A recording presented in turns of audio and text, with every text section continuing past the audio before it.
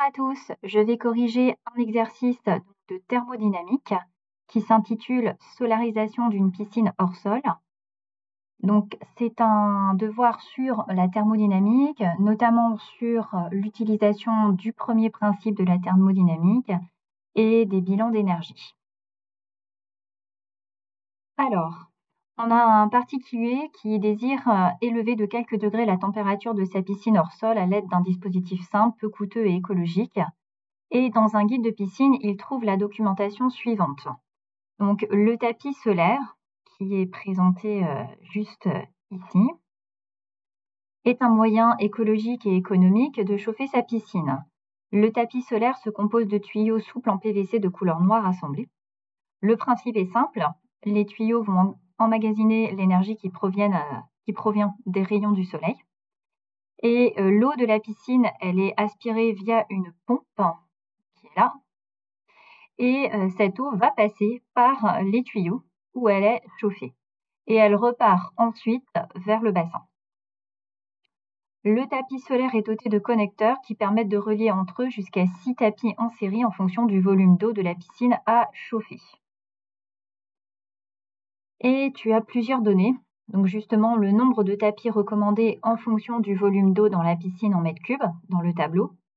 On te précise qu'un tapis c'est un carré de 1,2 m de côté et plusieurs données nécessaires pour répondre aux différentes questions de l'exercice, dont la masse volumique de l'eau, la capacité thermique massique de l'eau, la relation qui relie la température en Kelvin et en degrés Celsius.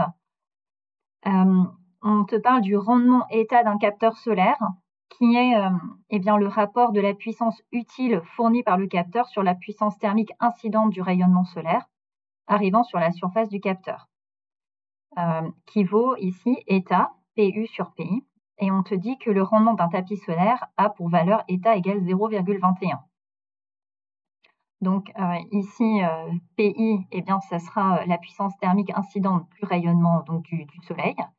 Et PU, ça sera la puissance utile que va fournir le tapis à l'eau de la piscine. On te dit que 1 kWh, c'est 3,6 fois 10 puissance 6 joules. Le coût d'un kWh, c'est 0,16 €. Et on te donne les caractéristiques de la piscine. Donc la hauteur d'eau dans la piscine, 1,3 m. Et la surface du bassin S de la piscine qui vaut 8 mètres carrés. Et on va avoir besoin quasiment de toutes ces données. Ensuite, pendant le jour, les rayons du soleil parviennent à la surface de l'eau qui se réchauffe. On admet que l'eau de la piscine reçoit au cours de la journée une puissance thermique surfacique moyenne, PS1, qui vaut 170 watts par mètre carré pendant une durée de 12 heures. Donc, on va rapidement avoir besoin de cette puissance thermique surfacique. Une première partie, bilan énergétique moyen sur une journée en l'absence de tapis solaire.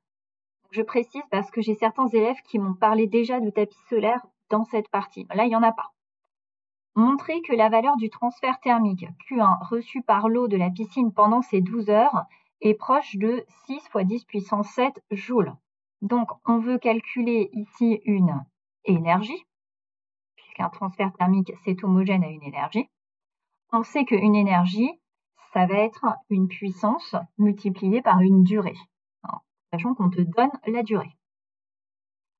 Alors, pour avoir une puissance, la seule donnée que tu as, ce n'est pas une puissance, c'est une puissance thermique surfacique.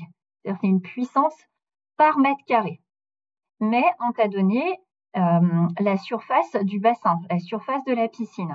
Donc, si tu multiplies la surface par la puissance thermique surfacique, tu auras une puissance. Donc, maintenant, comment on peut répondre à cette question ?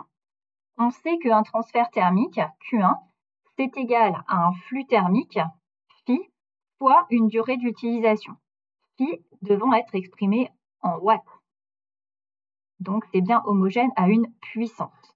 Et pour avoir une puissance, tu vas utiliser la puissance thermique surfacique moyenne et tu vas multiplier par la surface du bassin de la piscine. Et quand tu appliques, ça fait 8 mètres carrés fois 170 watts fois 12, parce qu'il y a 12 heures, fois 3600, puisqu'il faut mettre en secondes, et tu trouves 5,9 fois 10 puissance 7 joules. Donc, tu es proche du 6 fois 10 puissance 7 joules. Deuxième question. Énoncer le premier principe de la thermodynamique. Et le premier principe de la thermodynamique, ça ne se résume pas à delta U égale oméga plus Q. Là, ça manquerait de rigueur d'écrire ceci. Quand on t'a énoncé le premier principe de la thermodynamique qui arrive après à delta U égale oméga plus Q, on a fait quelques hypothèses. Déjà, on s'est placé pour un système qui est fermé et au repos.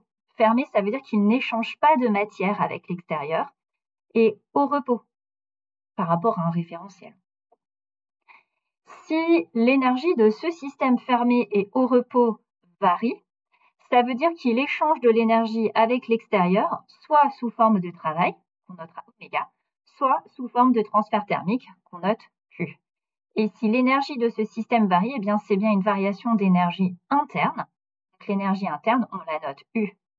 D'où delta U, la variation d'énergie interne, elle se fait soit sous forme de travail, oméga, soit sous forme de transfert thermique, Q. À l'aide de ce principe, déterminer la valeur de l'augmentation delta T1 de la température de l'eau de la piscine. Encore une fois, il va falloir utiliser le premier principe de la thermodynamique. Si tu utilises le premier principe de la thermodynamique, il s'applique à un système.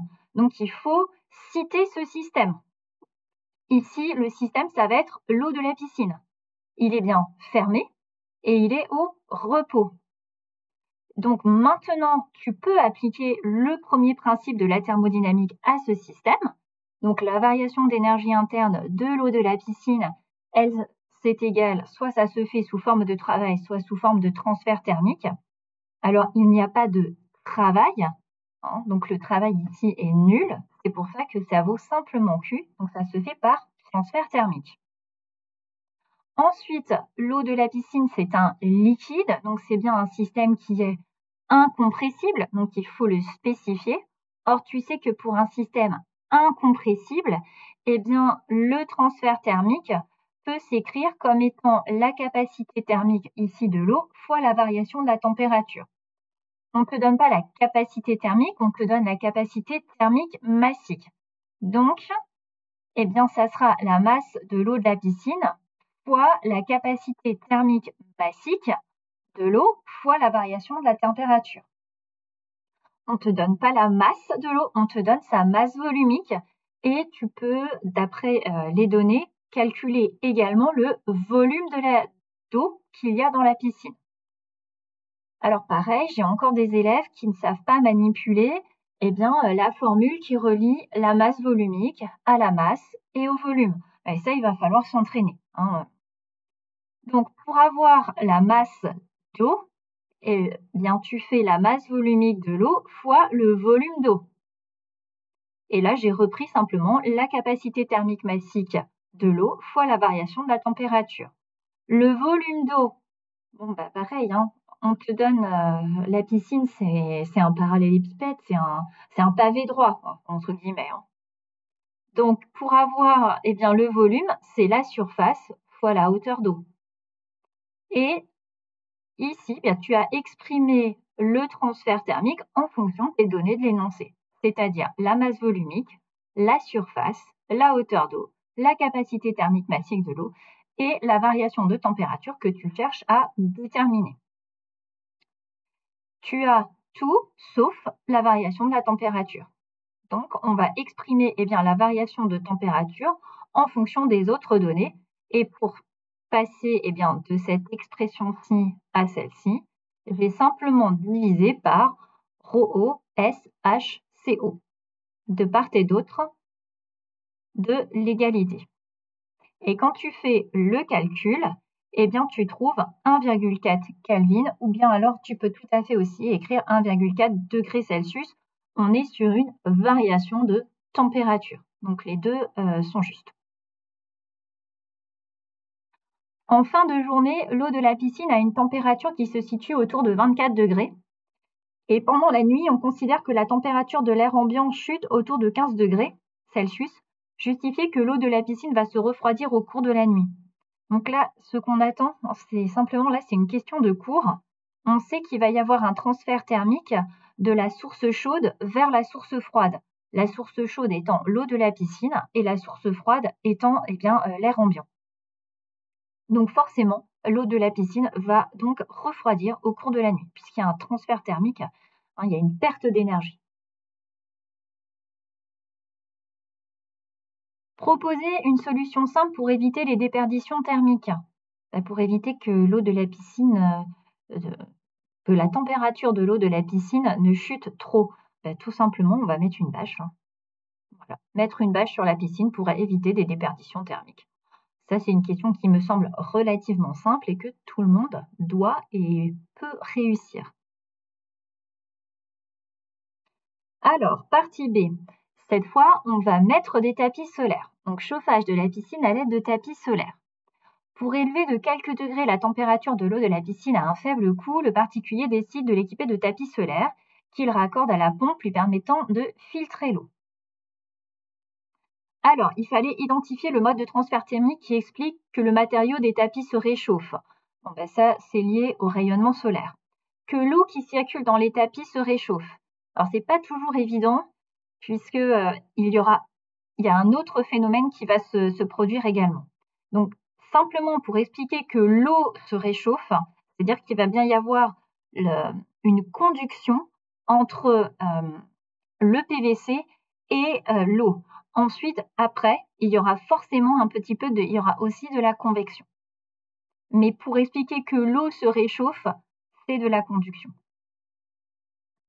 Déterminer la valeur de la puissance thermique incidente PI du rayonnement solaire qui arrive sur un seul tapis. Et bien là, il va falloir reprendre une donnée de l'énoncé qui est, rappelle-toi, qu'on admettait que l'eau, que la piscine, l'eau de la piscine recevait une puissance thermique de 170 watts par mètre carré. Là, on cherche à savoir la puissance que va recevoir un seul tapis. On sait qu'un tapis, c'est un carré de 1,2 mètre de côté.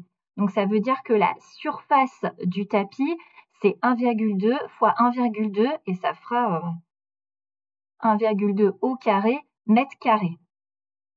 Et donc, pour avoir la puissance thermique incidente du rayonnement solaire qui arrive sur un seul tapis, tu fais la surface du tapis fois PS1 et ça te donne 2,4 fois 10 puissance 2 watts. Déterminer la valeur de la puissance thermique PU fournie par ce tapis à l'eau. Alors là, tu vas te baser sur une donnée de l'énoncé puisqu'on t'a donné une formule qui permet de relier la puissance thermique PU fournie par ce tapis à la puissance reçue. Et tu sais que le rendement, qui vaut donc la puissance thermique fournie par ce tapis sur la puissance reçue, tu cherches la puissance thermique fournie par le tapis à l'eau, donc c'est état fois la puissance reçue, donc ça fait 0,21 fois 2,4 fois 10 puissance 2, et si tu arrondis avec deux chiffres significatifs, tu trouves 50 watts. Alors, dernière question de ce devoir. On suppose que la saison dure 3 mois à raison de 12 heures de chauffage solaire par jour. On sait qu'un tapis coûte 20 €. Indiquez si le coût d'investissement pour l'achat des tapis recommandés pour réchauffer la piscine sera amorti en fin de saison si on le compare au coût de la consommation d'un chauffage électrique. Et c'est une question, après, il y a en italique, le candidat est invité à prendre des initiatives. Alors, première chose qu'on peut faire, c'est se dire, avec la piscine du particulier, combien va-t-on prendre de tapis? Bon, pour ça, il faut connaître le volume de la piscine. Le volume de la piscine, elle fait 8 mètres carrés et elle a 1,3 mètres d'eau, donc ça fait 10,4 mètres cubes. Pour 10,4 mètres cubes, il faut 3 tapis. Donc, ça veut dire que si on achète 3 tapis, on va débourser 60 €. Donc, il faudra comparer 60 € au coût de la consommation d'un chauffage électrique. Ensuite, ce que l'on sait et ce que l'on a vu, on a vu qu'un tapis, ça apportait une puissance à l'eau de 50 watts. Si on prend 3 tapis, on va apporter 150 watts. Et maintenant, on va dire que sur les tapis, on a fait tout ce qu'on pouvait. On va maintenant s'intéresser au coût de la consommation d'un chauffage électrique. Ce chauffage électrique, il va falloir qu'il apporte lui aussi 150 watts. Donc, s'il apporte 150 watts, quelle sera l'énergie apportée par ce chauffage électrique à l'eau de la piscine, sachant que la saison dure 3 mois à raison de 12 heures de chauffage solaire par jour. Ça veut dire, nous, ça ne sera pas 12 heures de chauffage solaire, ça sera 12 heures de chauffage électrique par jour. Eh bien, pour ça, tu sais que l'énergie électrique, ça va être la puissance électrique fois la durée d'utilisation. Donc, la puissance électrique, ça sera 150 watts fois la durée d'utilisation. Alors, la durée d'utilisation, je l'ai mise en heures parce que, étant donné les données de l'énoncé, tu verras juste après, c'était plus simple d'avoir une énergie en wattheure puis après en kilowattheure pour trouver le coût que le particulier devrait débourser. Alors, l'énergie, elle sera donc de 150 watts fois un temps en heures. Alors, 3 mois, c'est à peu près 90 jours. Par jour, on nous dit qu'il y aura 12 heures de chauffage solaire, donc nous, ça sera 12 heures de chauffage électrique. Et si tu fais le calcul, ça fait 1,62 fois 10 puissance 5 wattheures. C'est bien des wattheures puisque j'ai mis la puissance en watts et le temps en heures. Et je vais le convertir en kilowattheures. Je sais que 1 kilowattheure, c'est 10 puissance 3 wattheures. Donc, je trouve 1,62 fois 10 puissance 2 kilowattheures. Alors, pour l'instant, j'ai mis 3 chiffres significatifs et j'en garderai 2 à la fin. Ensuite, d'après l'énoncé, je sais que 1 kWh, ça coûte 0,16 €. Donc, si je veux calculer le prix que va devoir débourser ce particulier, vu qu'il va devoir fournir 1,62 fois 10 puissance 2 kWh, son prix, ça sera l'énergie fois 0,16 €. Et ça correspond à 26 €. Oui, mais 26 €, c'est nettement moins cher que 60 €. Bon, sauf si je raisonne sur plusieurs années. Ça sera au bout de la 3e année, donc j'ai mis 3 saisons, pour pouvoir amortir le prix des 3 tapis. Voilà, j'espère que j'ai pu t'aider.